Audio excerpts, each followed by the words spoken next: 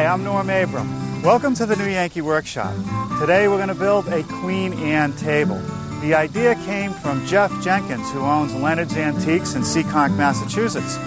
Now, when he sees an antique he likes and he thinks you'll like it, he'll reproduce it. We'll show you that table next, right here in the new Yankee Workshop.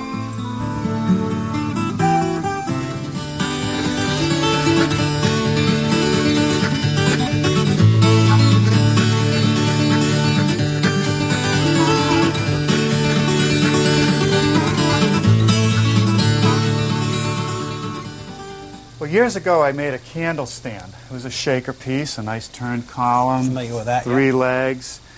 Very popular project, but what I'm thinking is maybe enlarging it a bit, making it bigger. Well, there's a big candle stand. How about that one? Wow, this is pretty elegant. Nice turned column. Great form there. Yeah, beautifully shaped legs. Dish top, actually, on this one. See, harder to find with a dish top. Yeah, there's a little rim around the edge. Pretty difficult to make. That's all hand carved. Well, it's still small. You know, I'm thinking of something that would be for 4 or 5 people. They could put it in the dining room or maybe in the living room. There's a little bigger one. I think I've got a tripod table down here. Same period as we just looked at right here. Wow, this is nice. What is this, cherry? Cherry, yeah. New England, 1760. It's all original. Support system for the tabletop. Beautifully turned column. And again, nicely shaped legs like the one we just saw. Very functional table. Too bad they don't make these bigger. Bigger, and the original ones are a couple inches too low. So what I did recently is made a copy of one that's the right height, maybe even more suitable for what you're thinking about. I'd like to see that. It's right down the road here. Come on over here, Norm. This is a reproduction side of the business. So in addition to going around the world and finding antiques that you can sell, you actually make reproductions of some of the pieces. Right. They're only one of a kind in the antique business, so I sometimes copy what I consider the best. That's where we are now. And actually, this is the table, my version of the table we looked at next door. And you have 4 chairs around it now. It's easily handling that. That's nice right. Tiger maple. Beautiful featured wood. Can we tip it down and see the underside? Yeah. Boy, that's a rugged table. Nice and heavy support system, a beautiful turning. And these legs, they're very elegant, but you know, they're strong. And I guess the key to making them strong is right in this area here. That's right. The old ones, if they broke at all, it would be here. Right, so I want to make sure that the grain runs Grain's got to be going the right way. parallel right there. Most of these would have been found in either cherry, tiger maple, or mahogany. And not a leg that you would want to make out of a softwood, certainly. Not that would hold up for too long, I don't think. You know, one of the tests for a table that I like to do is to sit at it and make sure my legs fit under it easily and that it feels just about right. The beauty of this table, no aprons needed because of its design. Yeah, so plenty of no matter how clearance. big your legs are, you're fine. Well, I think you found the right table. Now, I think I might shrink it a little bit, but thanks a lot. Do you think? I'll take a few measurements. Okay.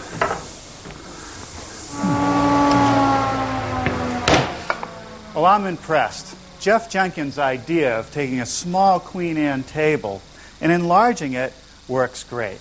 He maintains the elegance by using this Queen Anne leg. Very classic, very graceful. By making it taller and larger, it'll easily seat 4 for dinner. And it's strong. Now, the one we saw at Leonard's was made out of tiger maple and 54 inches in diameter. Ours is made out of cherry and 48 inches in diameter. And I think this will fit in just about any interior setting. Let me slide this out of the way and show you what I want to get started on. I want to glue up the top. But before I can glue it up, I have to do a little prep work. I've selected all the boards that I want and tried to keep colors similar, although that can be tough with cherry. I want to make sure that all the joints are nice and tight. You can see this one is open about 1/16 of an inch. The easiest way to take care of that is to head over to the joiner. Now, before I use any power tools, let's talk about shop safety. Be sure to read, understand, and follow all the safety rules that come with your power tools. Knowing how to use your power tools properly will greatly reduce the risk of personal injury. And remember this, there is no more important safety rule than to wear these safety glasses. A couple passes will straighten it out.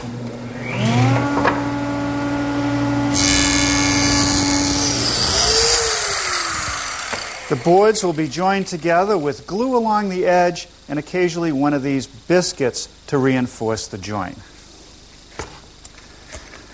Now the trick here is to get all the glue and biscuits in the joints and clamp it before it starts to set. It would be impossible to do all 8 boards at once. So I'm starting with the 4 longest ones.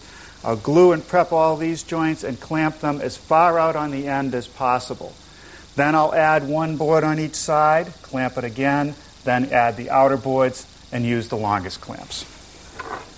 A little bit of glue squeezed out between the joints, and I'm wiping it off on the face side of the tabletop because I found that if I let that harden and I try to scrape it later, sometimes it'll tear out a bit of wood, and I don't want that to happen. So we'll let this cook for a while. Over here is a blank for the column. It's 3 pieces of wood that have been glued together. And the first thing I want to do is true it up and cut it to length. I'm going to start here at the joiner and true up a face.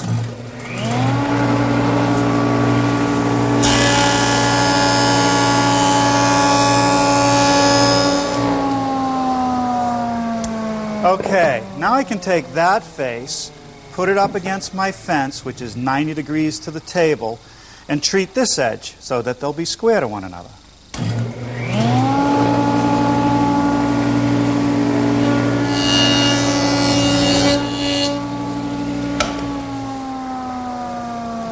Okay, now with these edges square, I'm going to put this edge against the fence and true up the opposing face.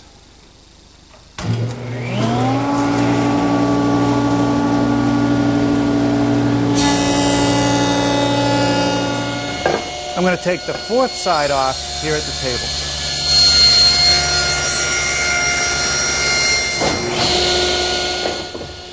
There's no reason to not remove these corners before I hit the lathe. With the blank mounted in the lathe and balanced, I'm ready to start.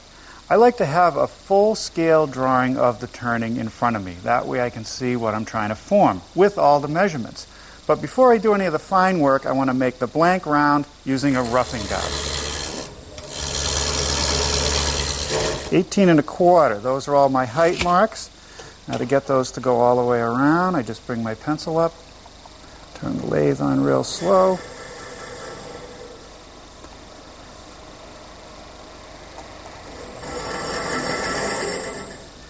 I can set a measurement on my calipers, and then by using the calipers and this parting tool, I can start the turning.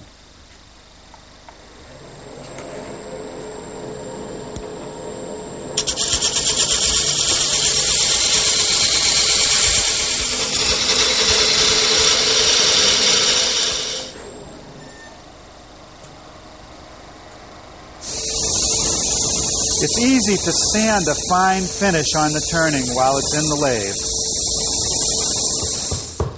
Let's take another look at the prototype. I didn't glue the legs so I could pull them out and show you how they come together. There's a flat spot at each leg location, 2 inches wide, which is a little bit wider than the leg. The reason for that is I want flat shoulders. Otherwise, I would have to follow the curve of the turning. There's a socket cut in the form of a dovetail in the turning, which receives this dovetail-shaped tenon. Just slides in there, and it'll get glued later. There are 3 legs, 120 degrees apart. We'll lay them out, and we'll make the flat spot. All right, here at the lathe, I've built a jig, which is actually a platform on which I can ride a router. Now, the router is set up with a straight cutting bit and a collar. The collar will ride around this cutout, and it'll make that 2-inch flat spot that I'm looking for.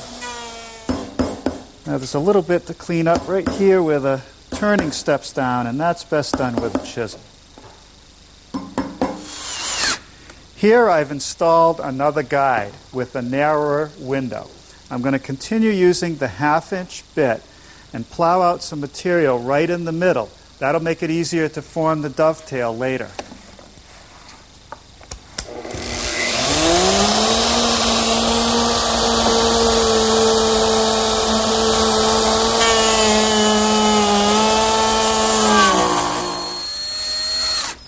Now I've replaced the template from the last step with one that's a little bit wider. I've switched over to a dovetailing bit A couple passes on each side should form that dovetail. Here's a cardboard template of the leg. I'm orienting it on this blank so that I get straight grain across this narrowest place, which will be the weakest. This piece of plywood represents the tenon, so I'm just going to draw a line at that angle. Over here there's a piece that I've already done that to. I've adjusted the miter gauge and I'm going to trim it off.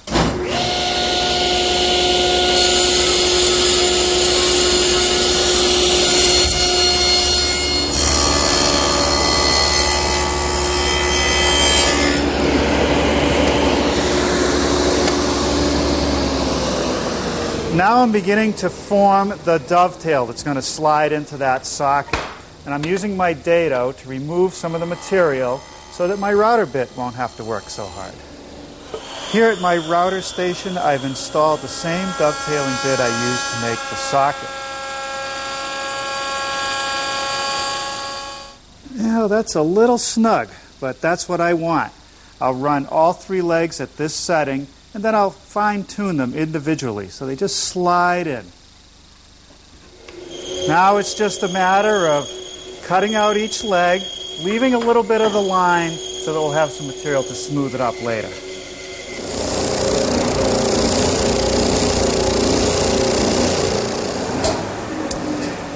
So after a few minutes at the drum sander, I've got the surface nice and smooth. Now I'm going to take another poster board template and set it on the top edge of the leg because it actually tapers in a bit down here at the bottom. It gets narrower. So I'll just rough mark that. And I also put a pencil mark on the underside right here. I want to clip off these corners. It's back to the bandsaw.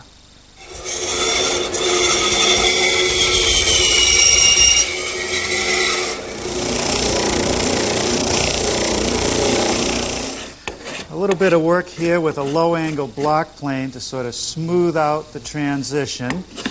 And then I'll take my small sander and sand it till it's nice and even and has a very elegant shape.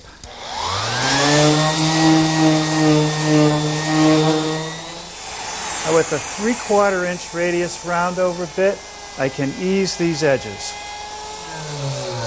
Well, now it's just a matter of sanding and sanding until everything is smooth. I think before I get out of here tonight, I'll make the other 2 legs. Last night I did complete all 3 legs. Formed them, sanded them, and I fitted 2 into the column. I have 1 more to go, and you can see there's a little gap there. I got to get it up to that shoulder. That's easy enough to take care of. Just pop it out, bring it over to the bandsaw, and make a couple quick cuts. Okay, let's see how we did. That's great. Now we can glue it up. Okay, a little bit of glue on that dovetail and in the socket. Now, there's one thing I want to add to these. Right down here, if this glue should fail, this could break off if a lot of weight was placed on the table. And even on antiques, you see metal plates that reinforce this joint. I'm just going to use some mending plates. Okay, that's good. Plenty strong. The next thing I want to do is make some pads that sit underneath these legs. Let me show you on the prototype. They're just thin pieces of wood that have been eased on the edge and nailed to the bottom of the leg. I start with a piece of wood that I've rounded over the edge on.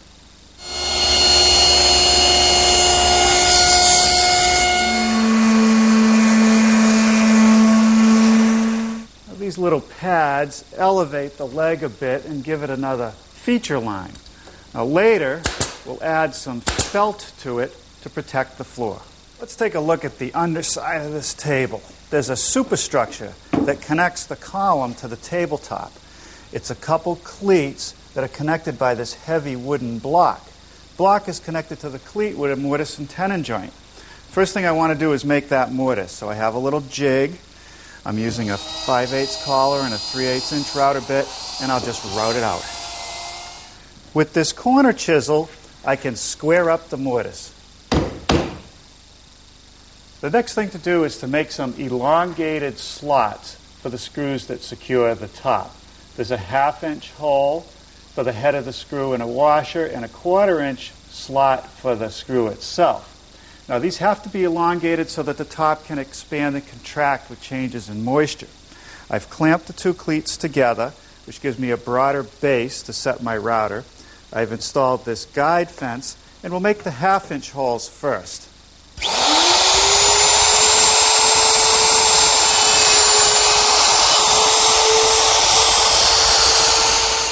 Now I've switched to a 1/4-inch bit, flipped the cleats over to complete the slots.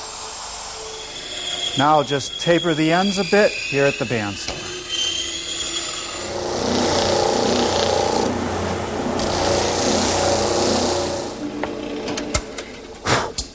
I've just pre-drilled 3 holes with counterbores, which will be for screws to secure this cleat to that big heavy block. Using a portion of a 1/4-inch radius bit, I'm just knocking off the sharp corner.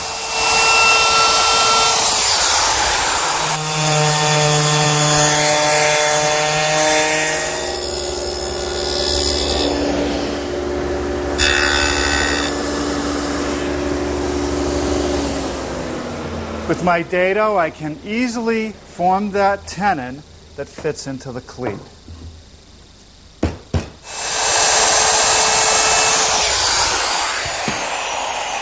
Okay, a 1/4-inch bit knocks off those corners.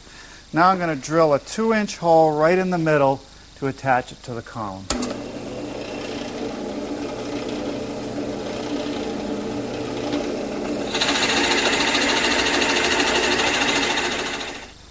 Now once again, expansion and contraction is an issue here. So I'm only going to glue about 5 inches of the center on each tenon. And I'll pre-drill for the screws and secure it.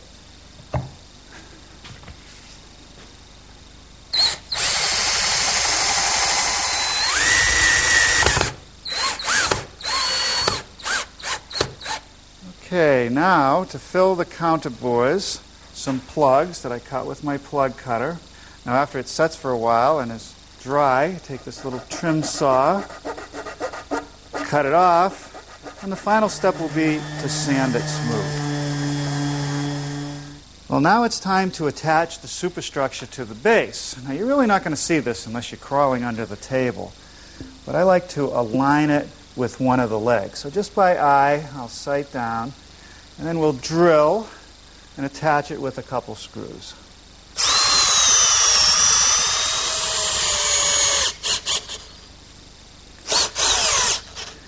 All right, now that is sturdy. And with these modern glues, I expect this to last many, many years. Well, now the trick is going to be to take this blank and cut a perfect circle. And that's not difficult if you have a jig for your bandsaw. It's made up of a platform and a leg. And there's a slot right down the middle that aligns with the edge of the saw blade. This bolt can be moved back and forth to whatever radius I want. In this case, I put my tape up against the blade and I came out 23 15/16. Now, in order to cut the piece, I need a hole on the underside. So I've taken the blank, and along this length I have 49 inches, so I've divided it in half, 24.5. And then I have to pick one edge and measure from the edge to a radius point that's equal to the distance between the blade and the pin. And that, again, is 23 15/16. So now I can take this 1/4-inch brad point bit and drill in about a 1/2 inch. Now the trick is to get it on the bandsaw. Remember, I measured from this edge. So that's the side that has to just kiss the saw blade. And then I got to find that hole and get it over the pin. Sometimes that can be a challenge. There it is, not bad. And I want to make sure it's secure. Hold it down as I slowly spin it around.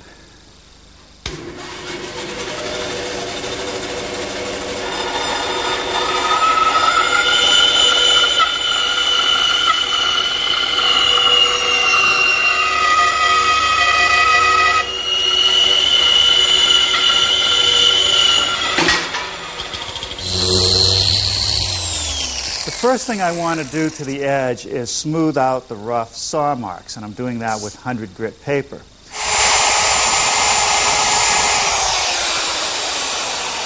Now for the edge of our top, I don't want a half round. I'm just using a portion of a 1/2 inch bit to just ease the top and bottom edge.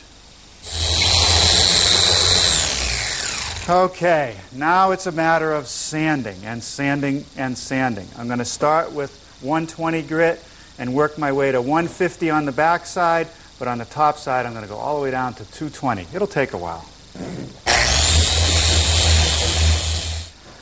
Now I'm ready to secure the base to the top, so I've centered it. I'm using some 2-inch screws with a washer, and I want to center it in the slot. And I've checked very carefully to make sure that these screws are not going to puncture the top. That would be a catastrophic event.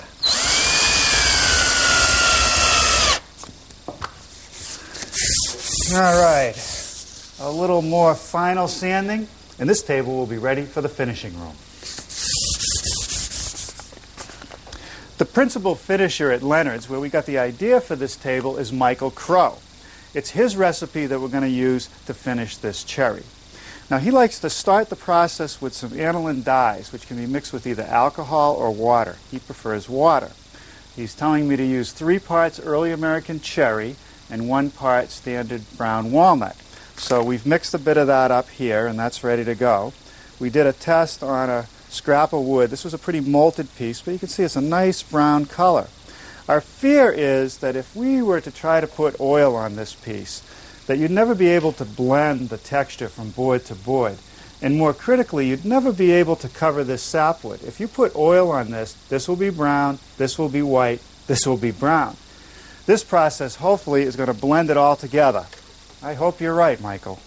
So I'll just use a foam brush and lay it on.